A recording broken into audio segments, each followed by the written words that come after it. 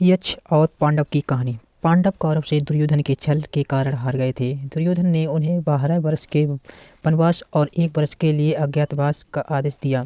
वनवास काल में पांडव को अनेक प्रकार के कष्ट उठाने पड़े। एक दिन पांडव एक पेड़ के नीचे बैठे थे। गर्मी बहुत अधिक थी।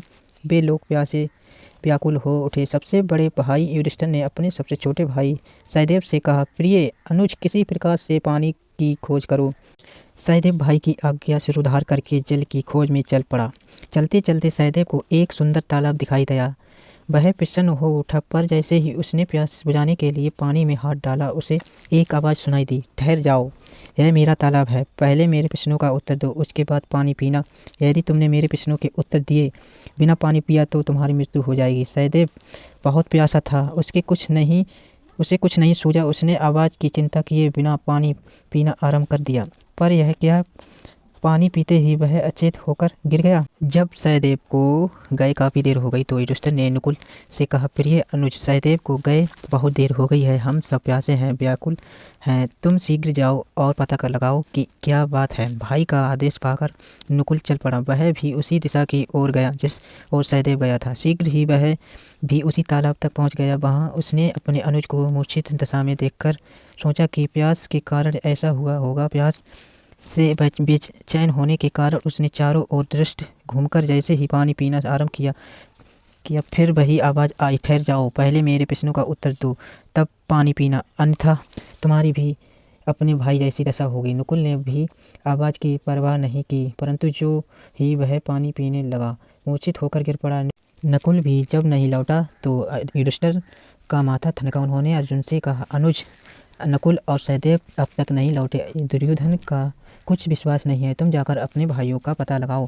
भाई की आज्ञा शिरोधार्य करके अर्जुन चल पड़ा। ज्यों ही वह तालाब पर पहुंचा, उसने अपने भाइयों को मूर्छित देखा। प्यास से व्याकुल होने के कारण वह जैसे ही पानी पीने लगा, एक और से आवाज़ आई, यदि तुमने मेरे प्रश्नों का उत्तर नहीं दिया तो तुम्हारी भी अपने भाइयों जैसी दशा होगी। अर्जुन आवाज़ सुनकर क्रोधित हो उठा। उन्होंने आवाज़ की दिशा में अनेक तीर छोड़े, किंतु बाणों का प्रभाव पड़ने के स्थान पर उसी दिशा से अट्टहास की ध्वनि गूंज उठी। अर्जुन पानी पीने लगा। उसकी भी अपने भाइयों जैसी दशा हुई। अब युधिष्ठिर बहुत चिंतित हो उठे और उन्हें भीम को भेजा। वह भी उसी तालाब की ओर चल दिया। उसने भी आवाज़ की ओर ध्यान नहीं दिया। वह पानी पीने का प्रयत्न करते ही अचेत होकर गिर पड़ा। युधिष्ठिर चिंतित मुद्दा में बैठे थे। भीम के भी न लौटने पर वे सोचने लगे, कुछ पता नहीं कि मेरे भाइयों को क्या हो गया है।